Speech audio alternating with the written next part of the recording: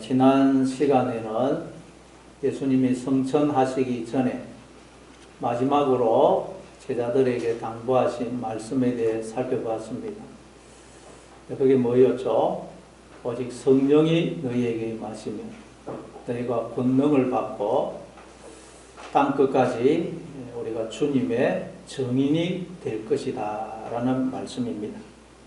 성령을 받게 되면 우리가 권능을 받게 되고, 그러면 이제 우리는 새로운 삶을 살게 된다는 것입니다.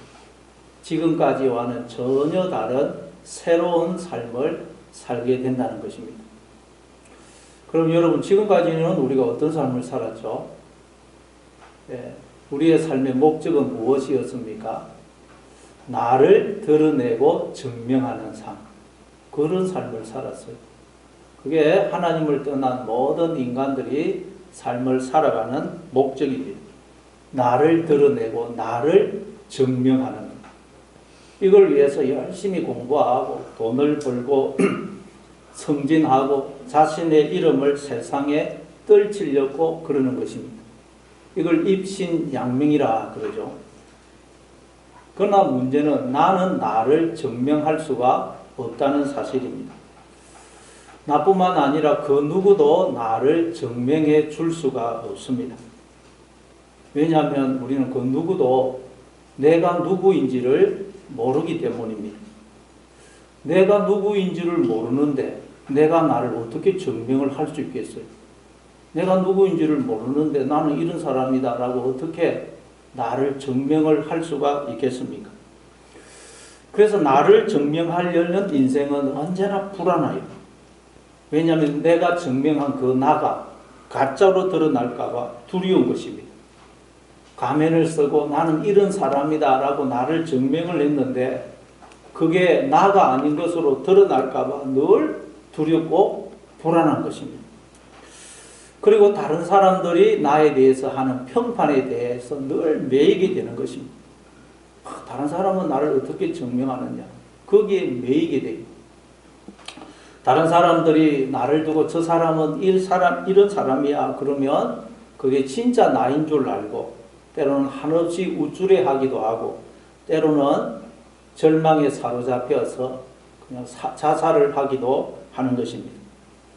이처럼 하나님을 떠난 인간들은 늘 나에 대한 증명에 목이 마릅니다. 누가 나를 좀 증명해 줬으면 좋겠어요. 왜냐하면 내가 누구인지를 모르기 때문입니다. 그래서 나를 증명하는 것이 인생의 목적이 되는 것입니다. 이게 하나님을 떠난 인간들의 삶입니다. 그래서 하나님을 떠난 인간은 늘 목이 마르고 두렵고 불안하고 외롭고 허무한 것입니다. 그러나 이제 성령이 임하게 되면 우리가 권능을 받게 되고, 그러면 이제 내가 아닌 그리스도를 증명하고 증거하는 인생을 살게 된다는 것입니다.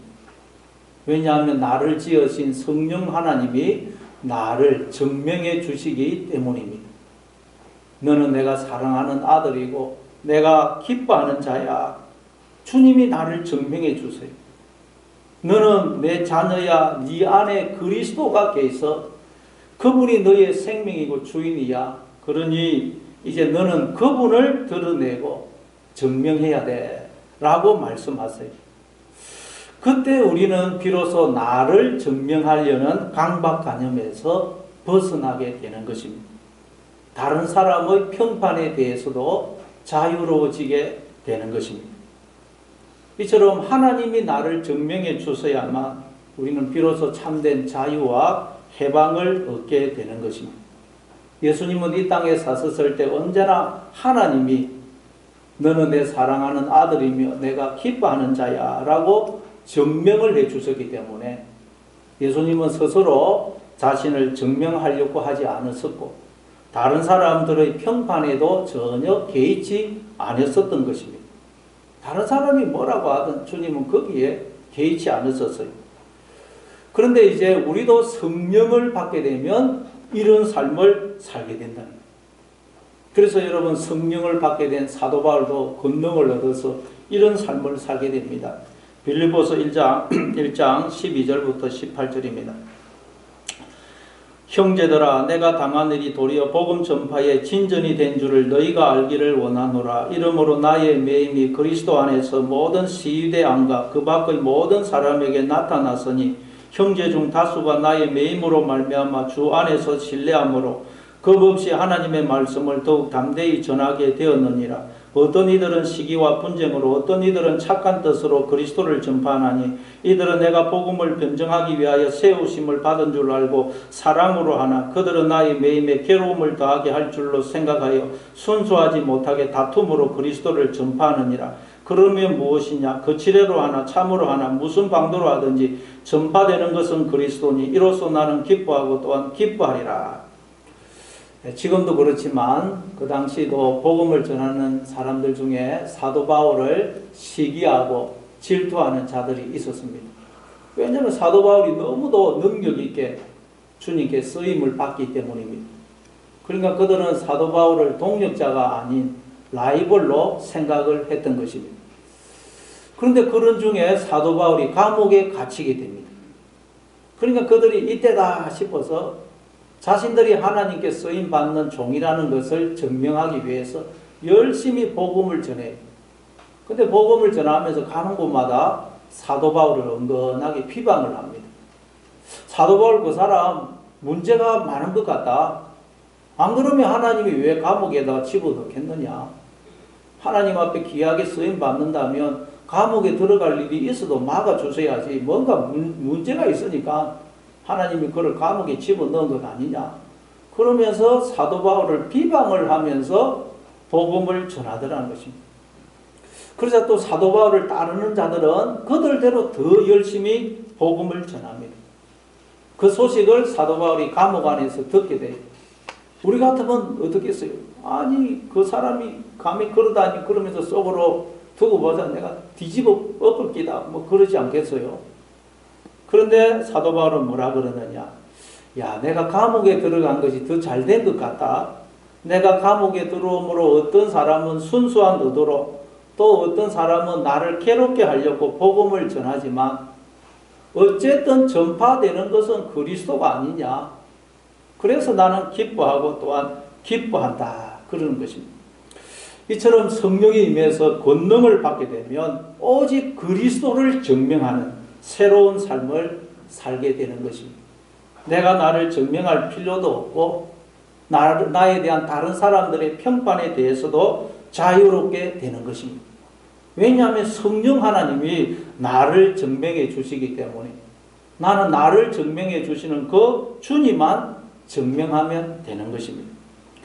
그런데 우리가 권능을 받고 이렇게 그리스도를 증명하는 새로운 삶을 살기 위해서는 오직 하나 성령이 임하셔야 됩니다. 성령이. 근데 성령이 임하시기 위해서는 육체로 오신 주님이 우리를 떠나셔야 됩니다. 요한복음 16장 7절부터 8절입니다. 그러나 내가 너희에게 실상을 말하노니 내가 떠나가는 것이 너희에게 유익이라. 내가 떠나가지 아니하면 보혜사가 너희에게로 오시지 아니할 것이요 가매 내가 그를 너희에게로 보내리니 그가 와서 죄에 대하여 의에 대하여 심판에 대하여 세상을 책망하시리라. 예수님이 떠나가서야만 성령이 우리에게 임하십니다. 그래서 이제 예수님이 떠나가시는 것입니다. 성천하세요. 왜냐하면 우리에게 성령으로 임하시기 위해서입니다. 그리고 이제 성천하신 예수님은 우리에게 성령을 보내주셨어요. 성령으로 우리에게 오셨습니다. 따라서 주님의 성천하시는 장면을 대하는 우리는 어떤 태도를 가져야 되겠습니까? 야, 주님은 좋겠다. 하늘로 올라가시고 그러고 있을 것이 아니고 앞으로 있을 주님의 재림을 기다릴 뿐만 아니라 우리는 성령으로 이미 우리에게 와 계신 주님을 영접을 해서 권능을 받아야 되는 것입니다. 그래서 그리스도의 증인으로서의 삶을 살아야 됩니다. 그래서 지금 주님이 떠나시는 것입니다. 그게 오늘 본문입니다. 자, 그러면 오늘 본문을 우리 한번 살펴보겠습니다. 9절 말씀. 오늘 보면 9절 말씀을 같이 읽습니다. 시작. 이 말씀을 마치시고 그들이 보는데 올려져 가시니 구름이 그를 가리어 보이지 않게 하더라. 주님은 제자들에게 마지막 당부의 말씀을 하시고는 제자들이 보는 데서 하늘로 올리워져 가십니다. 하늘로 올리워져 가세요. 그럼 앞에서도 말씀드렸듯이 하늘, 하나님이 계시는 그 하늘은 단순히 물리적인 공간이나 장소를 의미하는 것이 아니고 신적인 초월성을 의미한다고 그랬습니다. 이걸 성경은 여러 가지로 설명을 하는데 또는 거룩, 온전함으로 설명해요. 레위기 11장 44절입니다. 나는 여호와 너희의 하나님이라. 내가 거룩하니 너희도 몸을 구별하여 거룩하게 하고 땅에 기는 덜 짐승으로 말미암아 스스로 더럽히지 말라.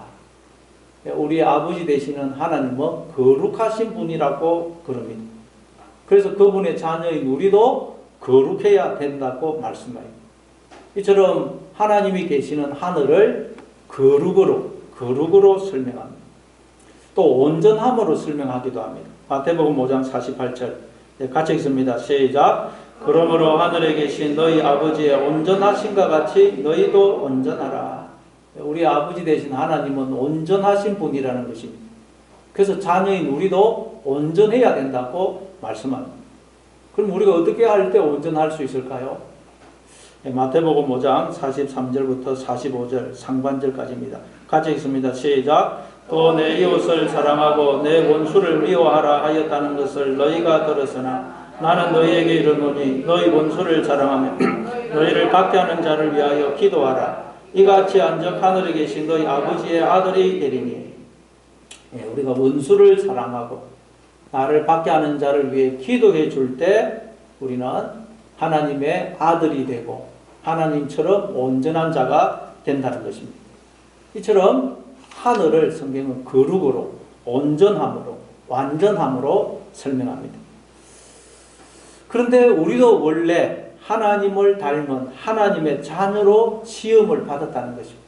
그래서 우리도 원래 하늘에 앉은 자로, 거룩한 자로, 온전한 자로 하나님의 형상으로 시험을 받았습니다. 그런데 우리가 하나님을 떠남으로 어떻게 됩니까? 지금 땅으로 추락을 한 상태라. 여러분 읽어봤지만 이사야서 14장 12절부터 15절입니다.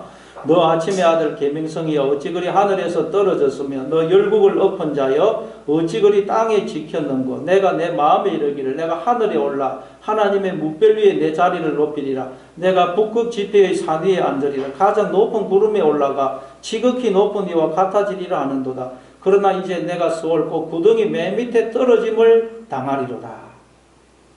원래 인간은 하늘에 앉은 자로 하나님의 형상으로 지음을 받았습니다. 그런데 인간들이 스스로 자신의 주인이 되려고 스스로 하나님처럼 되려고 하나님을 떠났더니 어떻게 되느냐. 하늘이 된 게 아니고 저 수월 구덩이 맨 밑에까지 추락을 했다는 거예요. 구덩이 맨 밑에까지. 그래서 우리 모든 인간들이 구덩이 맨 밑에 지금 추락을 해가지고 구덩이 속에 갇혀서 이 구덩이의 세계가 전부인 줄 알고 구덩이만 쳐다보고 살고 있다는 것입니다. 이걸 우물랑개구리라 그러죠. 우물랑개구리. 그러니까 하나님을 떠난 모든 인간들은 우물랑개구리 신세가 된 것입니다. 이 구덩이에서 태어나가지고 구덩이의 세계가 전부인 줄 알고 구덩이만 쳐다보고 이 구덩이 서로 차지하려고 싸우고 그러다가 구덩이 안에서 죽는 것입니다. 이 구덩이 바깥에 상상할 수 없는 놀라운 세계가 있다는 걸 알지를 못하는 것입니다.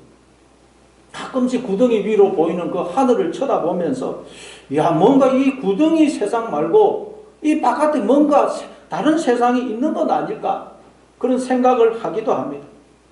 그렇지만 구덩이 안의 삶에 마음을 빼앗겨서 그거 차지하느라 경쟁하느라 더 이상 생각할 틈이 없고 또 생각을 해도 알 수가 없어요. 그래서 사람들이 야 이 구덩이 바깥에는 아무것도 없다. 이 구덩이 안이 전부야.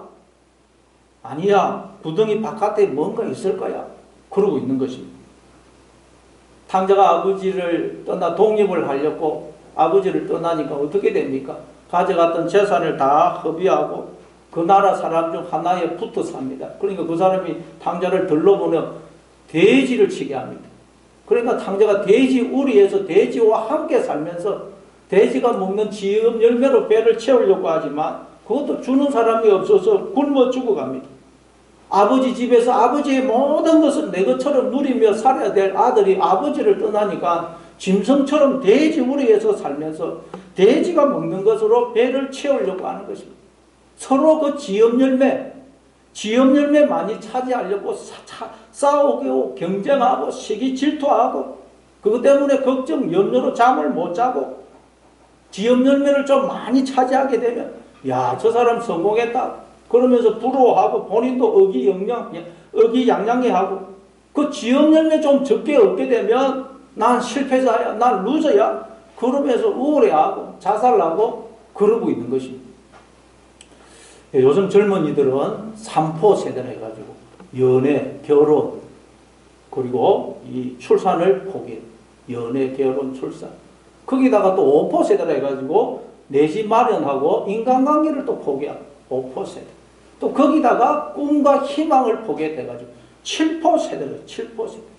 그럼 모든 걸 포기한 게 모든 거. 자포자기.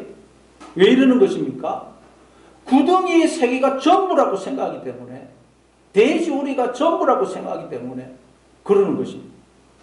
그래서 나이 많은 사람들이나 부모를 잘 만난 자들이 구덩이를 먼저 차지하는 바람에 돼지 우리를 먼저 차지하는 바람에 나는 더 이상 차지할 것이 없다. 그러면서 모든 걸 포기하고 있는 것입니다. 이게 하나님을 떠난 인간들의 실상입니다. 이걸 또 성경은 뱀으로 설명합니다. 뱀. 하나님을 떠나 저 땅으로 추락한 인간들을 뱀으로 설명해요. 창세기 3장 14절에 보니까 하나님이 뱀을 두고 너는 배로 기어다니고 흙을 먹을 것이다. 배로 땅을 기어다니는 것이다. 하나님을 떠난 인간들은 땅에 추락해서 땅과 연합이 되어서 땅이 전부인 줄 알고 그 땅을 먹고 살고 있다는 거예요. 하나님이 주시는 생명의 양식을 먹어야 되는데 땅을 먹고 흙을 먹고 있으니 아무리 먹어도 배가 고프고 먹으면 먹을수록 배가 아픈 것입니다. 흙을 먹으니. 얼마 전에 우리나라에서 최고로 부자인 자가 보니까 우울증으로 자살을 했다 그래요. 그럼 그렇게 많은 걸 가졌지만 먹으면 먹을수록 배가 고프고 먹으면 먹을수록 더 인생이 허무한 것입니다. 예. 그래서 주님이 하늘에서 내려오신 것이죠. 하늘에서. 구덩이에 처박혀가지고 구덩이가 전부인 줄 알고 구덩이만 바라보고 살고 있는 우리를 하늘의 세계가 하나님의 세계가 있다는 걸 알려주기 위해서 하나님이 우리 속으로 내려오신 거죠. 구덩이 속으로 내려오신 것입니다. 그리고는 우리에게 너희는 원래 땅에 속한 자들이 아니야. 이렇게 구덩이 속에서 살아야 하는 자들이 아니고 너희는 하나님의 자녀로 하늘에 앉아서 하나님의 세계를 살아야 되는 자야. 라고 말씀해 주신 것입니다. 그리고는 주님이 우리가 보는 데서 이 구덩이를 떠나시는 것입니다. 저 주님은 구덩이 속에 들어오셨지만 그 속에서 구덩이 속에서 구덩이의 세계를 사는 게 아니고 하늘의 앉은 자로 사시는 것입니다. 하나님 나라를 사세요. 뱀처럼 구더기처럼 사는 것이 아니고 하나님처럼 거룩하고 온전한 자로 사세요. 예수님은 요즘으로 하면 완전한 흑수저입니다. 흑수저. 아버지 없이 태어난 사생자죠. 그리고 일찍 양아버지가 죽고 홀로 어머니를 모시고 가정을 책임져야 했습니다. 소년 가장이었습니다. 가난한 집안에서 태어나가지고 배우지를 못했습니다. 학교를 근처에도 못 갔어요. 비빌 언덕이 없었습니다. 직업도 천한 목수였습니다.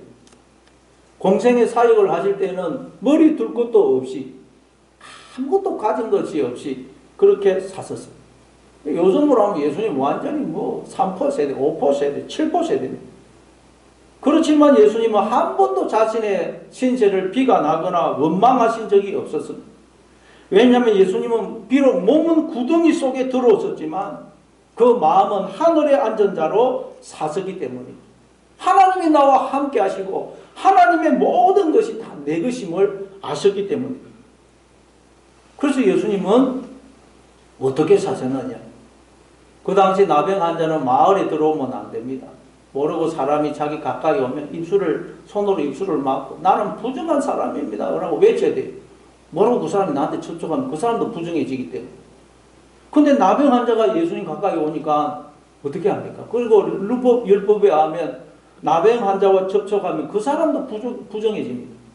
그래서 사람들은 나병 환자 만나는 걸 극도로 싫어해요. 근데 예수님은 나병 환자가 가까이 오니까 손을 그에게 댔어요. 나병 환자에게 손으로 그를 만져주세요. 그리고는 내가 원하노니 깨끗함을 입으라. 그랬어요. 사람들이 간음하는 여인을 현장에서 붙잡아서 예수님께 끌고 와서는 모세의 율법에 의하면 이런 여자는 돌로 쳐 죽이라고 되어 있는데 선생은 우리에게 뭐라고 말하겠어? 그러면 여러분 현장에서 간음하다 잡혀왔어요. 그럼 우리 같으면 모르겠다. 나도 모르겠다. 너희들 알아서는 뭐 이러지 않겠어요? 근데 예수님은 너희 중에 죄 없는 자가 먼저 돌로 치라 그랬어요. 간음을 하다가 현장에서 붙잡혀 왔는데도 예수님은 이 여인을 결코 비난하지 않으시고 불쌍히 여기시고 보호해 주십니다. 그리고 사람들이 다 떠나니까 그 여인을 향해 나도 너를 정죄하지 않으니 가서 다시는 죄를 범하지 말아라. 내가 너의 남편이고 신랑이다. 나만 믿고 의지해라. 그러십니다. 예수님은 머리 둘 곳이 없을 정도로 가진 것이 아무것도 없이 공생의 사역을 행하셨지만 아무것도 염려하거나 걱정하지 않으셨습니다. 오히려 먹고 사는 문제 때문에 늘 걱정과 염려에 사로잡혀 살아가는 우리를 향해 그러므로 염려하여 이르기를 무엇을 먹을까 무엇을 마실까 무엇을 입을까 하지 말라. 이는 다 이방인들이 구하는 것이라. 너희 하늘 아버지께서 이 모든 것이 너희에게 있어야 할 줄을 아시느니라. 그런즉 너희는 먼저 그의 나라와 그의 의를 구하라. 그리하면 이 모든 것을 너희에게 더하시리라고 하세요. 예수님은 가진 자들이라고 해서 아부하거나 우대하지 않으셨고 가난하고 무식하다고 해서 무시하지도 않으셨습니다. 오히려 예수님은 세리와 죄인들의 친구가 되어주셨고 외식하는 종교 지도자들을 향하여는 이 독사의 자식들아 라고 사정없이 책망하셨습니다. 예수님은 언제나 그 관심이 잃어버린 자, 죄인들, 그들을 구원하기 위해 그들을 찾아갔었습니다. 그리고 그 엄청난 능력을 가지고서도 자기를 죽이려는 자들에게 아무 힘없이 끌려가서 온갖 멸시와 조롱과 침뱉음과 뺨맞음을 당하면서도 아무 말씀이 없었어요. 십자가에 달려 죽어가시면서도 아버지여 저들을 사하여 주옵소서.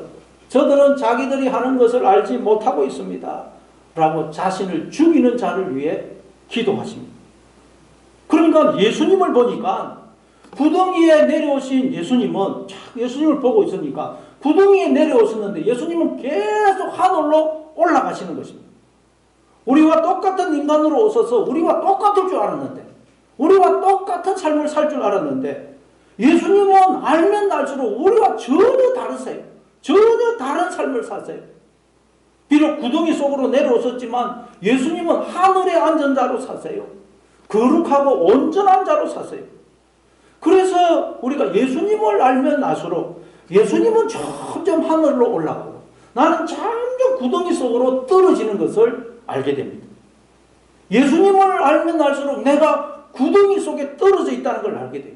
예수님을 알면 알수록 내가 부정하고 온전하지 못하다는 것을, 죄인이라는 것을 알게 됩니다. 그전에는 몰랐어요. 그래서 베드로도 예수님을 만나게 되니까 주여 나를 떠나소서 나는 죄인으로소이다. 그런 사도 바울도 나중에는 나는 죄인 중에 괴수다. 그러는 것입니다.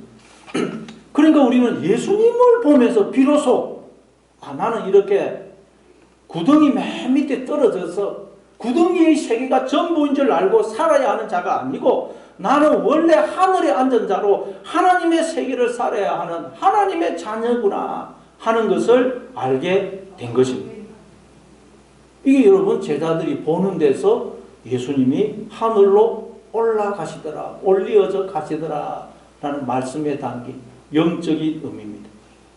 예수님은 우리가 떨어져 있는 이 구덩이 속으로 들어오셨지만 이 속에서 하나님의 세계를 사시더라는 것입니다. 자, 그런데 구름이 가리어서 예수님이 보이지 않게 돼요. 구름이 주님을 가리어 우리가 주님을 볼 수 없게 되더라는 것입니다. 그러니까 여러분, 왜 사람들이 하나님의 세계를 보지 못하고 구덩이 속에서 구덩이가 전부인 줄 알고 구덩이만 쳐다보면서 살아간다는 말입니까? 지금 우리의 앞을 다 구름이 가렸습니다. 구름이 태양을 가리듯 구름이 하나님의 세계를, 주님을, 하나님을 가려서 우리가 지금 구덩이만 쳐다보고 그게 전부인 줄 알고 살고 있다는 거예요. 이 구름은 도대체 뭘까요? 그럼 구름이 가린다. 구름. 이 구름을 성경은 또 수건으로 설명합니다. 고린도후서 3장 14절부터 18절입니다. 고린도후서 3장 14절부터 18절.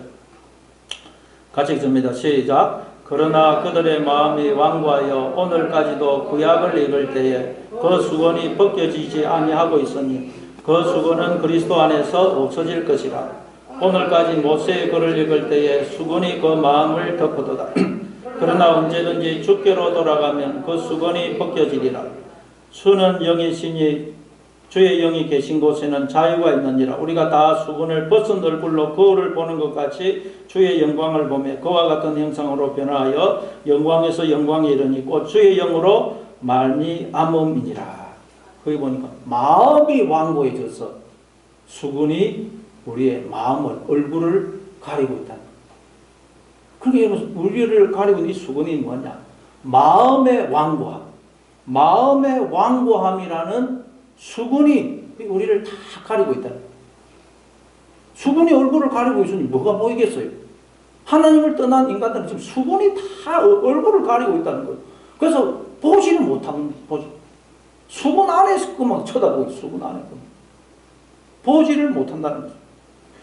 그래서 인간들이 나와 함께 하시는 주님을 보지 못하고 하나님의 세계를 보지 못하고 구덩이 속에 그게 전부인 줄 알고 그것만 쳐다보고 살고 있다는 거예요.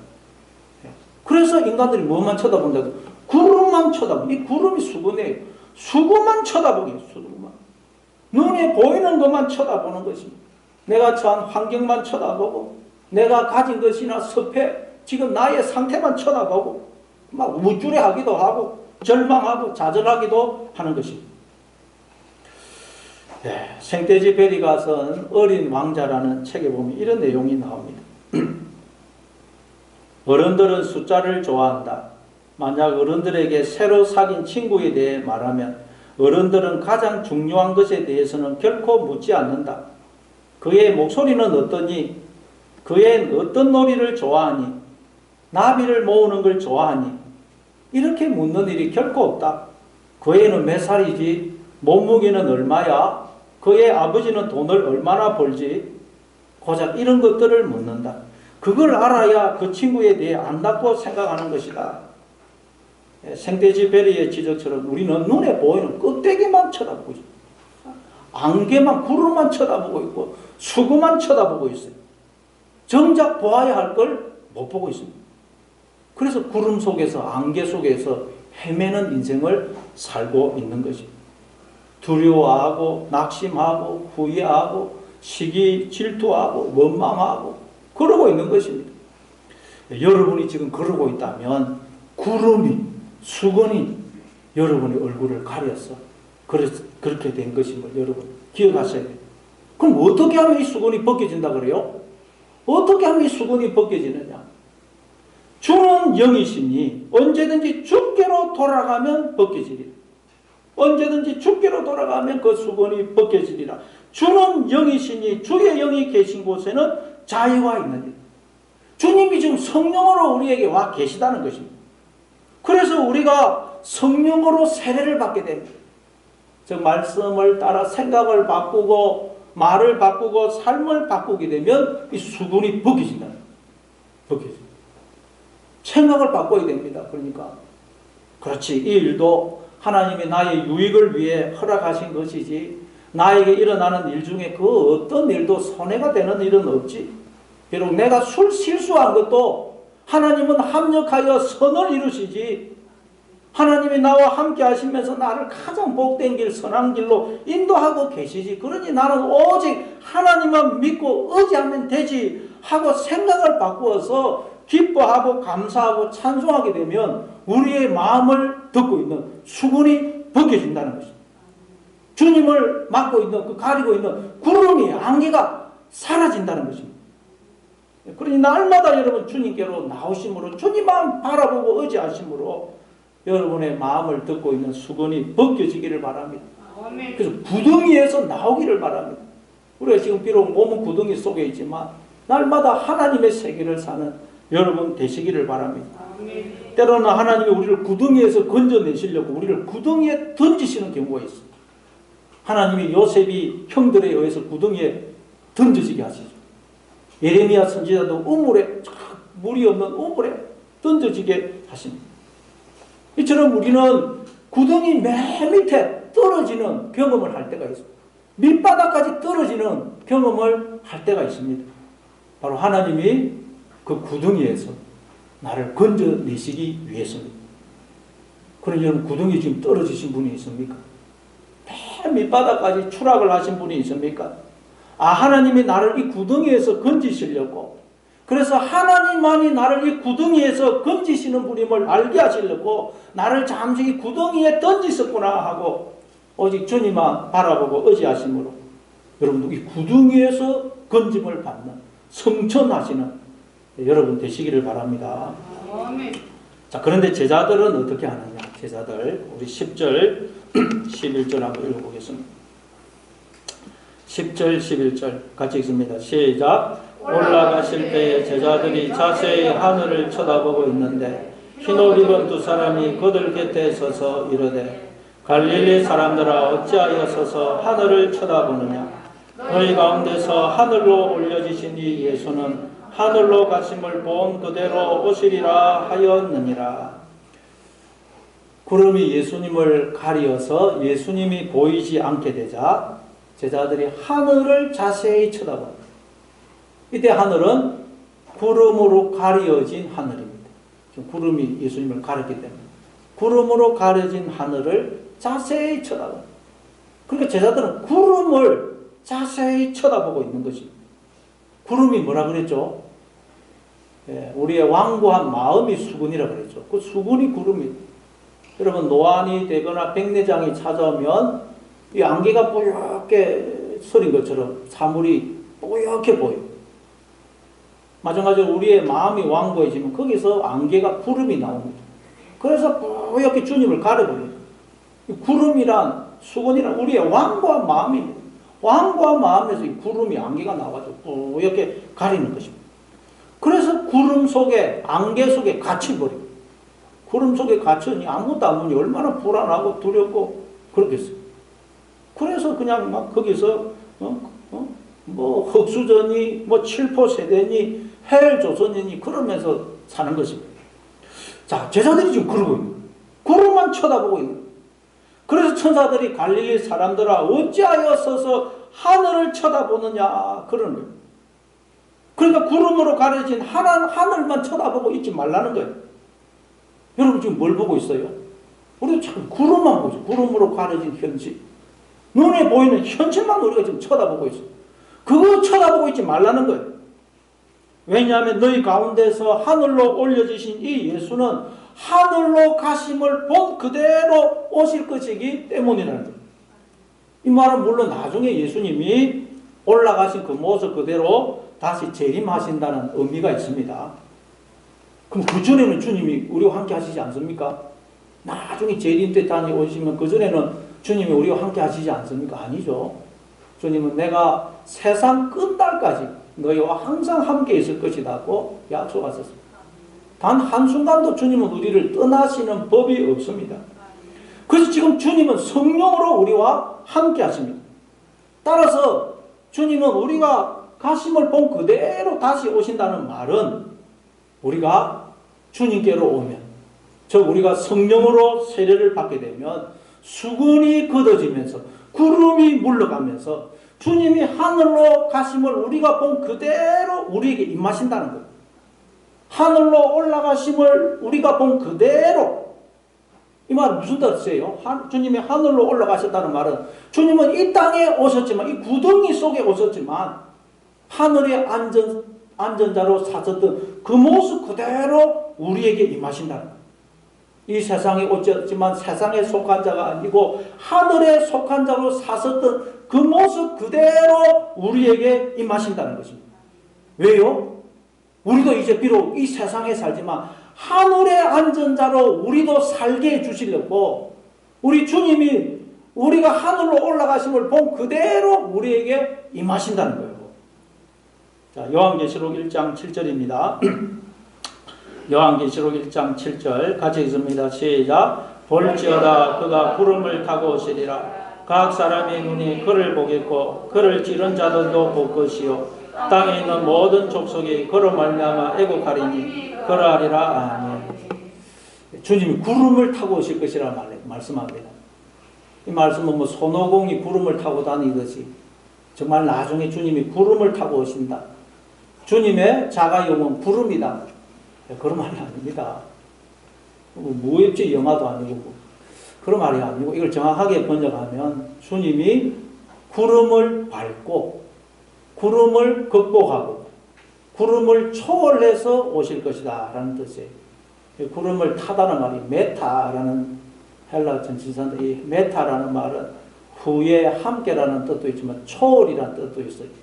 그래서 메타피직스 그러면 형이상학, 피직스 그러면 눈에 보이는 세상을 연구하는 물리라는 뜻인데 거기 메타가 불리면 이 눈에 보이는 현상을 초월한 세계를 연구하는 학문 메타피직스, 행위상학이라고 그러죠. 그래서 이 메타라는 말은 여러분 주님이 메타, 구름을 타고 오신다는 말은 구름을 밟고 구름을 극복하고 구름을 뚫고 구름을 초월해서 우리에게 오신다는 거예요. 왜? 지금 구름이 주님을 가르고 있기 때문에. 여러분 우리는 구름을 밟을 수 없습니다. 구름 안개를 여러분 우리가 아무리 발로 밟을 수 있습니까? 우리는 절대 구름을 안개를 제거 못합니다. 근데 주님은 이 구름을 안개를 발로 밟으신다는 거예요. 뚫으시고 제거하신다는 거예요. 그래서 우리가 주님을 바라보고 주님을 의지하면 주님께 시선을 집중하면 우리를 가리고 있는 그 구름을 안개를 주님이 발로 밟으시고 그걸 극복하시고 초월해서 우리에게 임하신다는 거예요. 아멘. 주님을 바라보면 안개가 그치면서 주님이 나와 함께 하심을 알게 된다는 말씀이에요. 그래서 천사들이 갈릴리 사람들아 어찌하여 서서 구름을 쳐다보고 있느냐? 너희 가운데서 하늘로 올려주신 이 예수는 하늘로 가심을 너희가 본 그대로 오실 것이다. 그러니 구름을 쳐다보지 말고 주님을 바라보고 의지함으로 주님이 구름을 너희들을 가리고 있는 그 안개를 발로 밟고 그걸 제거하고 너희에게 오시도록 하라. 그러는 것입니다. 그래서 이 이후에 제자들이 어떻게 합니까? 마가의 다락방에 모여서 오직 주님만 바라보고 주님만 의지하는 것입니다. 기도에 전념하는 것입니다. 그랬더니 주님이 이들을 듣고 있는 그 구름을 안개를 밟고 제거하시고 이들에게 성령으로 임하시는 것입니다. 그래서 이들이 그때부터 비록 이 세상에 살지만 구덩이 속에 떨어져 있지만 하늘의 안전자로 하나님의 세계를 살게 되더라는 것입니다. 지금까지는 나를 증명하는 삶이었는데 이제부터는 그리스도를 증명하는 삶을 살게 되더라는 것입니다. 그게 사도행전입니다. 플로렌스 체드윅이라는 여성이 1951년에 여성으로서는 세계 최초로 영국 해협을 헤엄쳐서 왕복으로 건너는 기록을 세웁니다. 그리고 이듬해 이 체드윅이 또 다른 도전을 합니다. 미국 캘리포니아 LA 근처의 카탈리나 섬에서 롱비치까지 무려 35km나 되는 거리를 수영으로 횡단하겠다고 선언을 합니다. 많은 사람들이 흥미를 가지고 이 도전을 지켜봤습니다. 체드윅이 카탈리나 섬에서 출발해서 무려 15시간이라는 시간 동안 지금 헤엄을 쳐서 건너가고 있었는데 갑자기 불행한 일이 닥칩니다. 전혀 예상하지 못했던 복병이 안개가 짙게 드리우기 시작합니다. 얼마나 안개가 짙게 드리웠는지 헤엄을 치는데 한치 앞도 분간이 안 되는 상황이었습니다. 앞이 전혀 보이지를 않는 것입니다. 그래서 눈물을 머금고 이 체드윅은 도전을 포기하고 배에 올라탔습니다. 그런데 바로 얼마 뒤 자기의 가슴을 치게 됩니다. 왜냐하면 자기가 포기했던 지점이 알고 보니까 롱비치 그 해변에서 800m밖에 안 떨어져 있어. 얼마나 원통이 있겠어요. 800m밖에 35km를 가가지고 800m에서 포기를 했으니. 그래서 어느 기자가 물었습니다. 왜 실패했다고 생각하십니까? 그래서 최덕익이 이게 대답했습니다. 추위 때문도 아니고 피곤함 때문도 아니고 안개 때문에 실패했습니다. 더 정확하게 말하면 안개 때문에 목표를 볼 수 없었기 때문에 실패했습니다. 최덕익은 2달 뒤에 다시 도전합니다. 공교롭게도 그날 안개가 더 짙게 드리워졌습니다. 한참도 안 보여요. 또한 물은 너무도 차가웠습니다. 하지만 그 모든 난관을 다 이겨내고 드디어 목표에 성공하게 됩니다. 기자들이 또 물었습니다. 이번에는 어떻게 성공할 수 있었습니까? 최덕익이 이렇게 대답했습니다. 이번에는 제가 마음속으로 목표 지점을 보고 있었기 때문에 마음속으로 그 목표 지점을 보고 있었기 때문에 끝까지 헤엄칠 수 있었습니다. 예, 우리가 마찬가지입니다. 여러분 우리가 인생을 살다 보면 신앙생활을 하다 보면 끊임없이 안개가 짙게 드리워져 주님을 볼 수가 없어요. 앞을 볼 수가 없습니다. 그러면 주님이 나를 떠나신 것 같고 나를 버리신 것 같아요. 그러나 여러분 구름이 태양을 가렸다고 해서 태양 없어졌다고 난리치는 사람 아무도 없어요. 조금 있으면 구름은 떠나가고 태양이 다시 드러나는 걸 알기 때문에 우리도 신앙생활을 계속 해보니까 구름이 주님을 가릴 때가 있지만 조금 지나고 보면 구름이 지나간다는 걸 알게 됩니다. 그럼 구름이 주님을 가렸습니까? 잠시 지나면 구름이 떠나가고 주님이 나타나실 것임을 기억하시기 바랍니다. 아멘. 그리고 아무리 구름이 안개가 나를 가려도 마음의 눈으로 안개 너머에 계신 구름 너머에 계신 주님을 바라보시기 바랍니다. 주님을 바라보고 주님만 의지하심으로 주님이 여러분을 듣고 있는 그 구름을 안개를 밟고 여러분에게 임하시는 여러분의 삶이 되시기를 바랍니다. 그래서 비록 우리가 이 땅에 살지만 이 땅에 속한 자가 아니라 하늘에 속한 자로 하늘의 안전자로 그리스도를 증명하는 자로 그런 삶을 살아가시는 저와 여러분이 다 될 수 있기를 바랍니다.